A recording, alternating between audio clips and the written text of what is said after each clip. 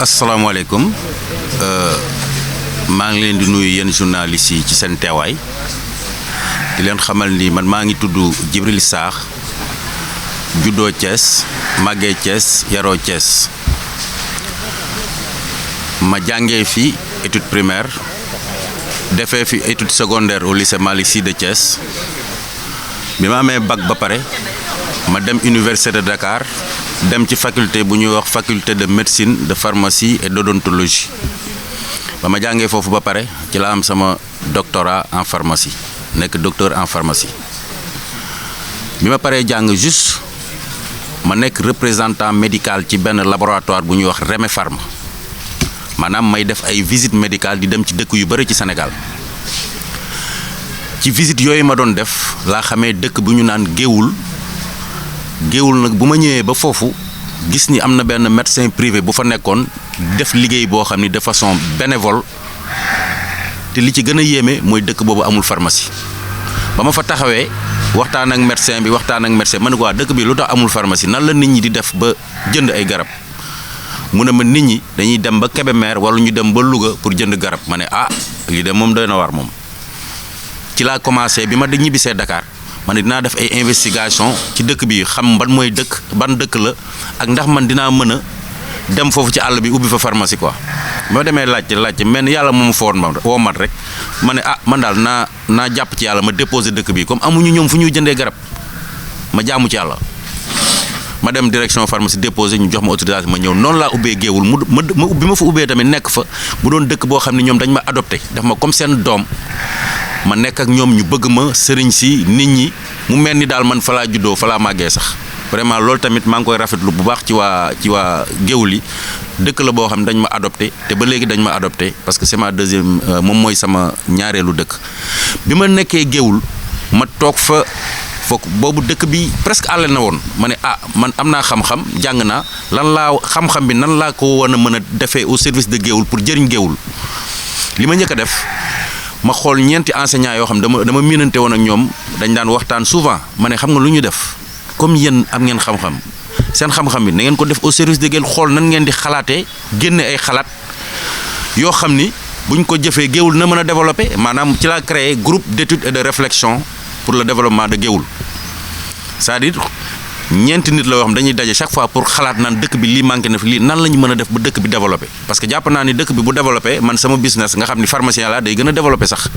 te man am naa xam-xam boobu ñi ciy waxtaan ma créé groupe d'études et de réflexion ndeysaan ndem si yàlla góor gi Diouf préfet moom laa njëkk a jox document bi mu lire ko mu ne ma lii de baax na moom lii moom na nga ci taxaw bu baax ñu continuer ci loolu mais ma ne di xalaat ci loo xam ni yow boo xalaatee xalaat bu rafet ba pare nan nga koy appliquer ni nga ko mën a appliquer rek moom mooy nga nekk ci appareil politique ma ne kon war naa léegi def politique pour que vraiment xalaat yi ma yor ma mën ko mettre au service dëkk bi nga xam ni foofu laa nekk ci laa duggee ci benn parti politique bu ñuy wax réew mi ma nekk ci parti bi département Kébémer Géoul laa njëkk sanc parti bi parti réew mi man maa ko sanc Géoul commune sanc ko région de Louga ak Kébémer bi ma nekkee ci parti bi pendant 2 ans 2006 laa fa ñëw ma nekk fa pendant 2 ans ñu def ma coordonnateur départemental bu Kébémer parce que Kébémer bu ñu fàtte ni moom moo doon dëkku Ablaye Wade foofu moo doon département bu gënoon metti boo xoolee ci département yu Sénégal yëpp te ensuite dëkk la boo xam ni dafa am 19 collectivités locales donc du département boo xam ni dafa yomb parce que Darou Moussi ci boppam bokk na ci ay Jokkul ay Loro ay Ndand donc 19 collectivités locales la te dëkk boo ci jógee pour dem beneen dëkk bi defe naa sa oto sax mën naa yàqu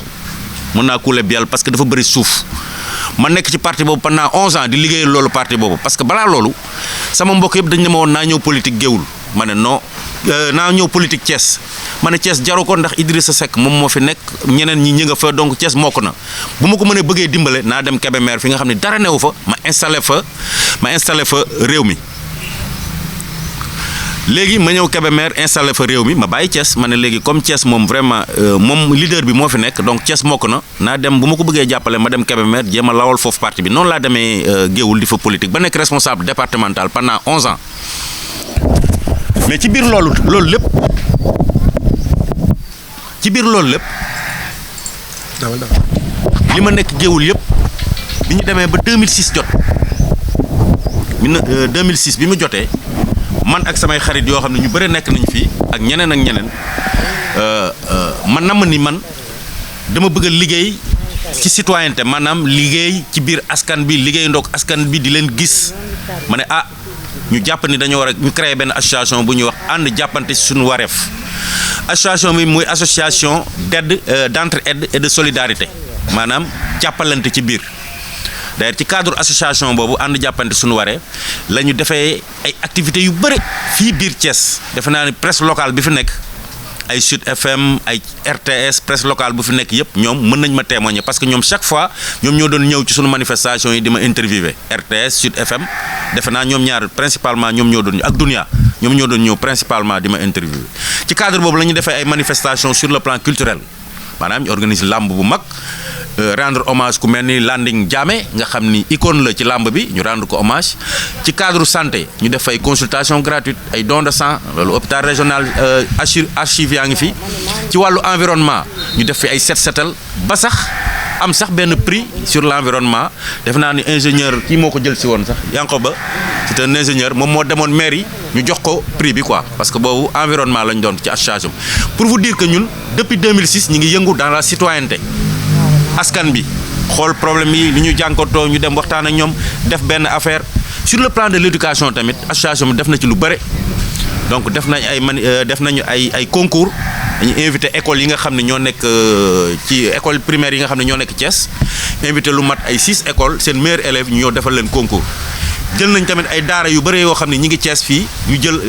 ñu invité daara yi ak école franco arabe yi def naa franco arabe bi sax bokkoon na ci bi ñu mujjee def ñu woo leen tamit ñu tari alxuraan ñu tàggat leen parce que ay oustaz ñoo fa nekk ñu xool ñi nga xam ni ñoom ñoo ci gën a xarañ ñu jox leen neexal loolu def nañ ko ba tàyyi donc pour vous dire que ñun ñi fi nekk dañ doon yëngu toujours ci citoyenneté loolu amul benn autorité bu ci mës a def dërëmam amul nguur bu ci mës a def dërëmam amul benn maire bu ci mës a def dërëmam amul benn adjoint au maire bu ci mës a def dërëmam manifestation bi ñii toog ñun ñoo doon toog chaque fois bu ñu amee benn manifestation ñu budgétiser ko ñu ne tant de mille la ñu ne gars yi loo mën a joxe kii joxe lii jeex na noonu la ñu defee affaire yi donc ma nekk ci parti politique parallèlement may def citoyenneté mais bi ma nekkee ci parti politique dem ba nga xam ne def naa fa 11 ans ma ne mais man parti politique bi xat naa ci biir sax parce que tant que maa ngi ciy nekk sax du ma mën a def citoyenneté parce que du ma nekk ak askan bi parce que parti boo ci nekkee yow sa kàddu boo bëggee wax du da ngay xëy rek wax par exemple man bu ma nekkee réew mi du ma xëy rek wax réew mi am na porte parole am na ku ci ne kii war a wax am na fa am na chargé de com donc man mi moo amee sama xalaatu bopp mënuma ko développer ci biir réew mi parce que du ma porte parole bu fekkee loolu njiiti parti bi d'accord ci man du ma ko mën a développer ma ne nag man il me faut créer benn cadre boo xam ni man dinaa ci mën a exprimer wu ça lu ma bëgg a wax ci askan bi dinaa ko wax bu ma bëggee dem télé dem bu ma bëggee dem rajo ci sama coobare bopp loolu moo waral ma créer mouvement citoyen boo xam ni dama ko tuddee alliance pour une nouvelle direction mooy ànd c'est-à-dire fii laa ne woon jóge naa ci direction boobu dem ci beneen direction bi du lenn lu dul mooy askan bi la direction vers le peuple loolu mooy direction bi ngeen di dégg nag looloo tax ma jóge ci parti politique dama koy wax tey mu leer damaa jóge ci parti politique ñëw nekk ci citoyenneté parce que citoyenneté boo nekkee ci parti politique doo mën a def nu mu waree citoyenneté bi moom moo tax bu ma demee ba xat ci biir parti politique ma ne léegi comme askan bee ma ñor ma génn foofu nga xam ni damay nekk ak askan bi saa yu ma neexee saa yu ma soobee maa ngi ci askan bi di saafonteeg ñoom di waxtaan ak ñoom di leen déglu encore parce que nekk ak askan bi du di leen jox xaalis de mais di leen déglu di xam seen i problème di leen orienter di leen tegal ay stratégie yoo xam ne ñoom bu ñu fa jaaree dinañ mën a développer seen koom dina développer loolu moo ma ñor loolu moo ma ëppal solo politicienne bi nga xam ni loolu moo fi nekkoon parce que man li ma gis ci parti politique yi dund naa ci pendant 10 ans neexuma quoi d'ailleurs élection yi wane na ko gis ngeen ay coalition yoo xam ni dañoo toog daje ba benn instant bu dara desul lu dul tabb ñu éclaté parce que kii naan man fii laa waroon dugg kii naan fii laa waroon dugg loolu ana intérêt Sénégal ana intérêt askan bi actuellement depuis 2 mois déggoo benn leader politique buy wax dëwlin bi ak vraiment dëkk bi dafa metti àll bi boo demee actuellement àll bi dafa metti amul benn leader politique boo dégg mu naan par exemple paysans yi est-ce que jot nañu seen jiw et cetera lépp élection rek la ñuy wax donc foofu fàtte nañu askan bi ñun nag loolu la ñuy bañ ñun askan bi la ñu bëgg a nekkal moo tax ñu créer une autre direction muy alliance alliance pour une nouvelle direction pour nga xam ne ñun dañuy féete suñu lépp suñu temps yëpp exclusivement dañ koy def ci askan bi loolu moo waral création bu mouvement bi donc defe naa ni question yu bëri répondre naa ko parce que lii bu ma ko bëggee def defe naa du ma nekk ci parti ba ma nekkoon man moo tax dama koy wax ba mu leer man nekkatuma ci parti bi ma newoon. maanaam parti réew mi jóge naa fa loolu dafa dama bëgg ngeen tiitare ko bu leen neexee bu subaa man loolu dafa keroog sax bi may def sama communication bi may lancé defe naa ni bu ngeen déglu woon élément bu baax di ngeen xam ni jóge naa fa parce que dama nekkoon ci parti politique xat fa créé lii donc nekkatuma foofu fu ma xat kay dootuma fa nekk. parti bi nga nekkoon dañ laa xojoo ba mënatoo génn mënoo wax mënoo jëf lu dul topp ci ginnaaw koo xam. voilà justement c'est ça xam nga man am naa xam-xam boo xam ne bu ma nekkee fenn rek damay xat macha allah dama bëgg di exprimer wu comme nii ma def nii bu ma bëggee dem Kaolack dem fa bu ñu ma invité rajo ma dem ma ne Kaolack lii la ma et cetera nga xam ne lépp nag ci askan bi lay doon nag. léegi nag looloo tax man ma génn ci parti politique boobu ba pare nag créer sama yoonu bopp ak ñi ma àndal nag di leen gërëm parce que ñoom sans ñoom ñi ma àndal ñoo bokk gis-gis ñun ñëpp te incha allah bëgg nañu dem ci kanam te mouvement bi ma taxawal tamit c'est un mouvement mouvement la boo xam ni dama ko bëgg a def fépp ci Thiès d'abord fépp ci département Thiès fépp ci région de Thiès ak fépp Sénégal loolu man maa ko wax ci kaw loolu mooy ñun loolu la ñu am yéene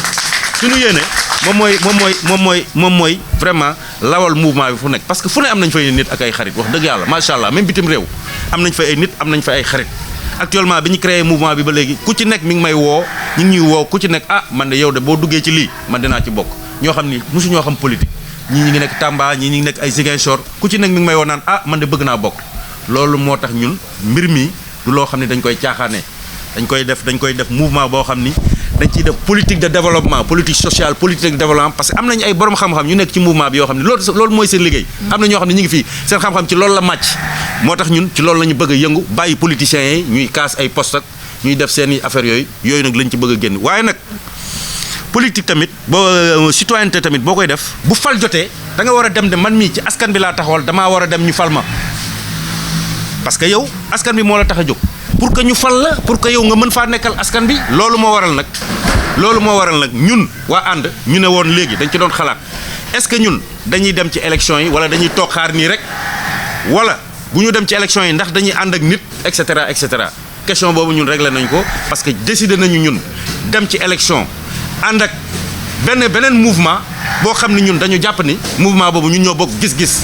ñoo bokk ay xalaat ñoo bokk ay vision muy mouvement fal askan bi nga xam ne Talla Sylla moo ko dirigé ñun ñooy ànd ak ñoom élection yi nag laa wax suñu mouvement mu leer quoi seeyelu ma ko ci mouvement am ñoom dañoo am seen mouvement ñun ñoom suñu mouvement élection yi comme ñun dañ ci war a participer parce que ñun ñi ngi doog a juddu donc bëgguñu bàyyi militants yi ñu dem fii tasaaroo dañ leen bëgg a dajalewaat moo tax sous cette forme ñu ànd ci élection yi te bi ñu xoolee Sénégal yëpp ki ñu ci gis koo xam ne ñoo xaw a niroo gis-gis ci wàllu askan bi mooy le mouvement wàllu askan bi nga xam ne Talla Sylla moo ko dirigé moo tax ñun ñu fas yéene ànd ak ñoom ci élection yi nag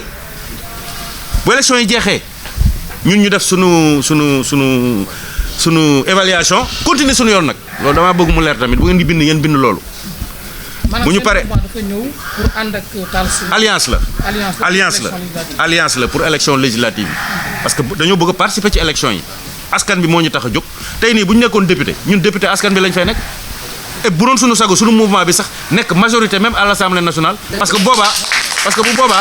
boobaa lañ fay wax yëpp affaire askan bi la gis ngeen législature bi passé pendant 5 ans waxuñu fa benn njëriñu askan bi Assemblée nationale amul lenn loo xam ni wax nañ ko fa ngir peuple bi lu dul ay privilège ay kii xeex ak xuloo saagante loolu ñaaw na ci ñoo xam ne dañ ne yéen pencum ndaw réew mi askan bi moo leen fa tax a dem ñun nag dañoo bëgg ña fay dem bii di ñëw mu doon ñoo xam ni askan bi rek moo leen di tax a bu ñu fa demee dañ fay nekkal askan bi bañ faa nekkal seen bopp loolu tax ñun bu doon suñu sago mouvement bi ñu nekk mu doon mouvement boo xam day am majorité à l'Assemblée nationale nga xam ne ñi fay nekk ay député askan bi la ñuy doon du ñu doon ay député Massamba wala ay député Mademba wala ay député parti. alors naka ngeen gisee 45 listes yi nga xam ne déposé nañ ko. mais loolu listes yi déjà 45 listes bu amee xam nga référendum bii ñu génn daf ci am benn point boo xam dañu autoriser léegi ay listes indépendants maanaam yow ak man ku ci neex nga xëy rek ne man am sa 15 millions am sa 20 000 signatures nga ne damay dem nekk député loolu benn la tamit benn la ci li nga xam ni moo yokk liste yi mais beneen bi tamit loolu dafay wane ni parti politique yi dañoo lajj ci côté yëpp mouvement yi lu tax mu bare loolu moo parti politique yi ñoo lajj donc parti politique dañoo lajj ba nga xam ne ñii dañuy jóge ci parti yi créer seen mouvement pour bëgg a am visibilité bu leer pour bëgg a def lu leer loolu tax liste yi bare te loolu c'est très normal ah loolu moo tax parti politique yi war nañu xoolaat seen bopp boo gisee parti politique yi léegi mouvement yi citoyen yi bëre c'est parce que parti politique dañoo lajj ci seeni politique bu ñu lajjul woon mouvement citoyen yi du ñu bëre donc loolu moo tax liste yi bëre et que liste yi lu mu bare Sénégal xamante ni ñu bu heure campagne jotee ñu dem wax ñun suñu xalaat wax nuñ koy defee sénégalais yi ñoom ñooy xool ku leen neex ñu votel ko loolu du ci dara moom liste yi bëre yi moom du ci dara. docteur yaa ngi wax sànq li tax nga génn ci Idrissa mooy ni da nga xoju ba mënoo exprimer wu tey yaa ngi dem ci Talla lan nga gis ci Talla Sylla ba tax nga mën a ànd ak moom. non xam nga booy wax da ngay dem ci Talla c'est-à-dire loolu bu ko waxee noonu c'est-à-dire ñun dañuy ànd ak Talla alliance la alliance Talla non seulement c'est l'homme que je connais daal di dafa di nit koo xam ni dama ko xam nga kañ laa ko xam 87 muy nit koo xam ni il est dafa mës a constant ci li muy def mës a gëm li muy def mës a nag mës a di daw ay privilèges en 2002 bi muy quitté assemblée dama ko woo sama fixe bureau yàlla mi ma tiim xam na ko ma woo ko ma ne ko waa mais sëñ bi yow looy def nii nag ay député ay kii yooyu ay toll ni vice président ngay démissionné mu ne ma sawaay man dama dem assemblée nationale pour waxal askan bi mais dañoo bañ ma wax kon léegi lan laa fay def léegi li may lekk kon riba la xaalis bi may lekk loolu la ma wax loolu mi ngi ko wax 2002 nit la boo xam ne bi muy créé jeunesse pour bi ñu amee bac moom dafa dem dafi philo man ma defi pharmacie après léegi moom mu def fa 1 an 2 ans mu dem France dem Grenoble bi mu jógee Grenoble Ablaye Wade wax ko mu créé jeunesse pour l'alternance bi mu koy créé dama naan sama rakk bi du ma bàyyi ma fen ñëw na ba sama néeg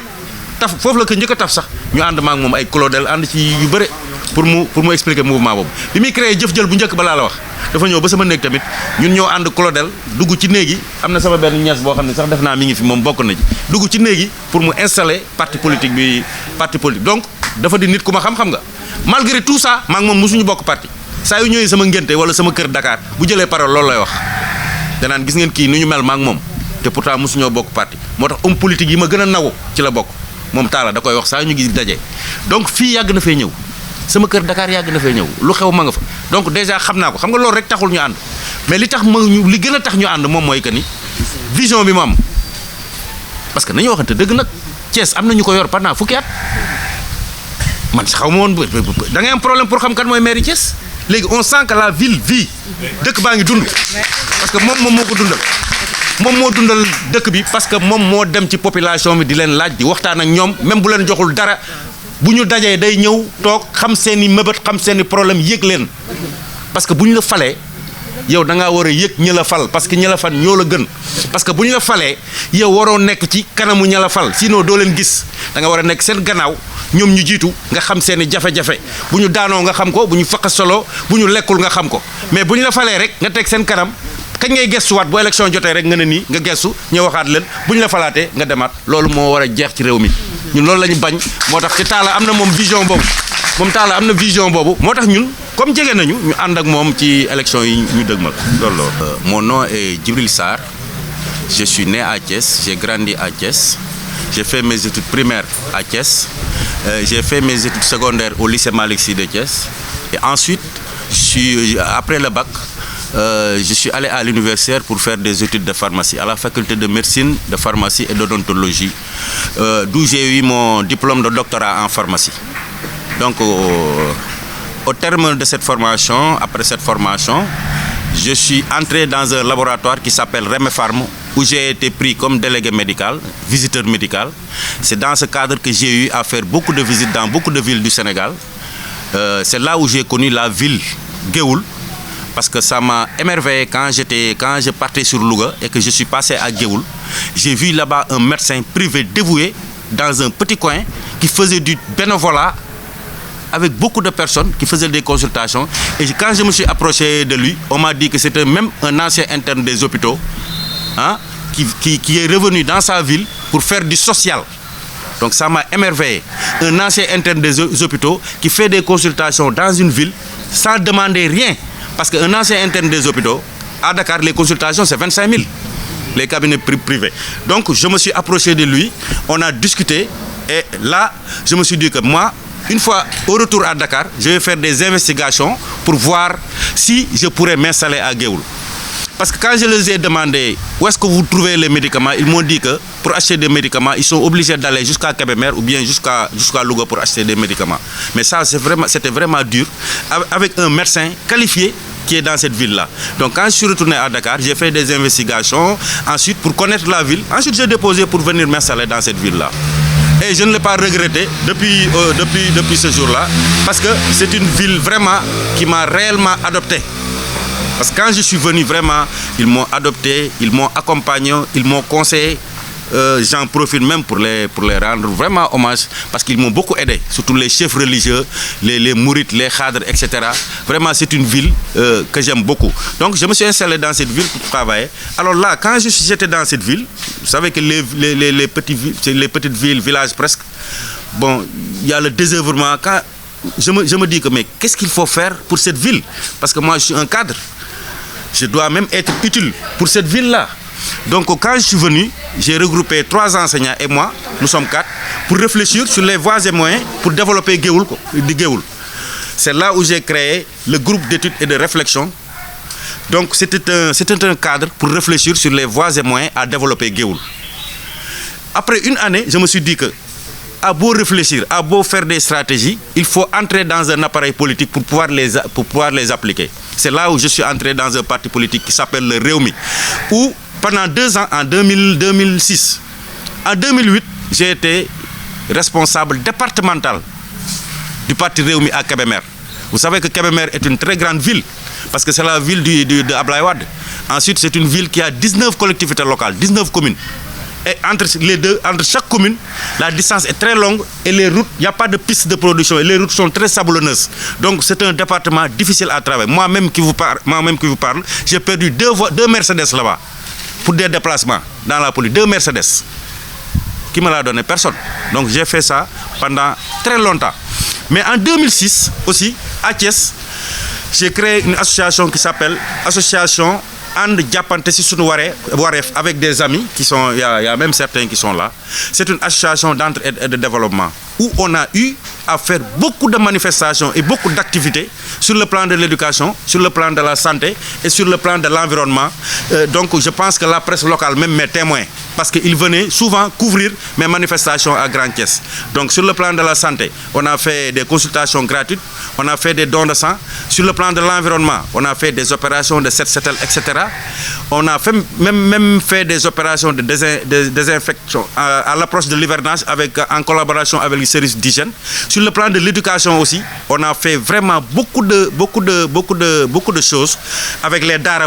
On a eu à travailler avec les Dara, organiser des concours, les Dara et les franco-arabes. On a organisé aussi des concours avec les écoles primaires. Donc beaucoup de choses ont été faites par l'association And Diapante. Donc ça, c'est la citoyenneté. Donc nous, on est déjà dans la citoyenneté. Donc je peux dire que même ce mouvement-là, que je vais en parler, est le prolongement même de cette association. Donc en 2006, on a créé l'association avec un récépissé et tout, parce qu'on a eu le récépissé en 2008. Et on a créé, parallèlement, je suis dans le parti politique et parallèlement, je fais de la citoyenneté dans l'association. Et on a continué. À un moment donné, j'ai réfléchi, j'ai pris du recul, je me suis dit que moi, mieux vaut me consacrer entièrement à la citoyenneté.